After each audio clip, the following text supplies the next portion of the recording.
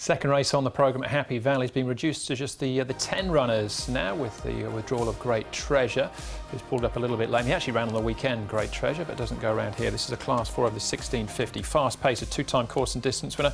Likes to roll forward. He's drawn barrier 6. Big 2 can roll forward as well off an inside gate for Douglas White and Zach Purton. Charizard is a course and distance winner, as is Methane. Red Impact, runner-up, course and distance to E-Legend last time out. Blissful Star with a gear change. Cheek pieces off, visor goes on. United Endeavours up from the 12 to the 1650, and now Go for Tea, the last, and Frankie Law and Antoine Hamlin, who's a 7-start maiden so far and was beaten a long way by world famous last time, Nick. He certainly was. Fast pace might just do just that and go forward. He has shown plenty of early speed in the past, of course. Go for Tea and Big 2. Big 2, an interesting runner because he was a little bit lit up early last time out. He's drawn the inside gate in one. I wonder might they just let him roll forward and be a bit more prominent throughout the run. United Endeavours, Red Impact and Blissful Star shouldn't be too far away. No, exactly. Yeah, Big 2 is an alternative leader, you're right. If he does get fired up from barrier 1, he could easily lead. But I just thought a fast pace sort of put the pressure on him that he'll let him go.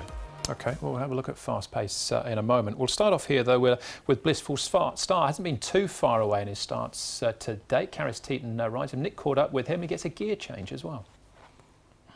Karis, Blissful Star is a horse that you rode last time out. A few changes with him this time around. Obviously, the headgear, one of them, and stays at the same trip. What's your take on him this Wednesday night?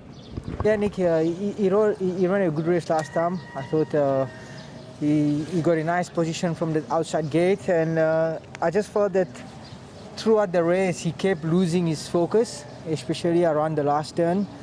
So I think the headgear is because to make him focus a bit more, and I think he should be better with that. And going forward, I think he's improving. It is right, as you say. Obviously, it looked quite evident. I mean, at the 500, you were really having to sort of shove him along a bit, but he's responded quite well for you in the end. Yeah, he did finished off the race nicely, but my worry was that when he started losing focus at last turn, I thought it was a good effort of him to kick on again and finish the race. So, I think the headgear will do the trick this time. I mean, he's got obviously some handy enough place form over 1,200 metres. Do you think 1650 is his trip? I think so. He's when I rode the horse, Jimmy said he think the horse will need a bit of ground, and you could see last time he's not a horse that will want to tear away or use too much speed. He's just very relaxed, very calm, and I think the 1650 Happy Valley should suit him. I guess barrier 2 makes your job that little bit easier as well. Yeah, I was hoping he'd come with a draw because with the headgear on, you would want him to be in a decent enough position where he's comfortable, and I think he's going to give us his best. No, it's pretty positive there from Karis as far as Blissful Star is concerned. We saw Big 2 in that replay as well. We're going to have a look at a couple more horses here as well, though, Paul. In Red Impact's fast pace might be setting the pace, and Kairos Unicorn, he's got me scratching my head, that horse. Yeah, look, he came on a massively high rating. He'll get back, I think, from his draw. Red Impact, look, it wasn't a bad run from him. I've definitely included this horse. He's been quite consistent without winning. He's only won the one start from his 10. Look, it was a nice run, though, so he goes in for me, Red Impact. Yeah, Wes a tongue tie once again, so I think that could be quite an interesting point with him. And Vincent Ho knows the horse very well. As for Kairos Unicorn, only had a couple behind him in a recent Happy Valley trial, so jury certainly out. All right, OK. Big 2's the favourite here, Paul. What are your thoughts? Yeah, I really like Big 2. I mean, he's run second in his last 3 starts. I thought he had the wood on Blissful Star there. And 2 of those starts, when he ran second, Nearly Fine ran third. And Nearly Fine will be one of the favourites later on in a Class 3 race. So he's on top. Red Impact, we just saw that replay. Fast pace, if they do lead, he's a 4-time winner, fast pace. And then Blissful Star with that gear change. 3, 7, 1 and 8.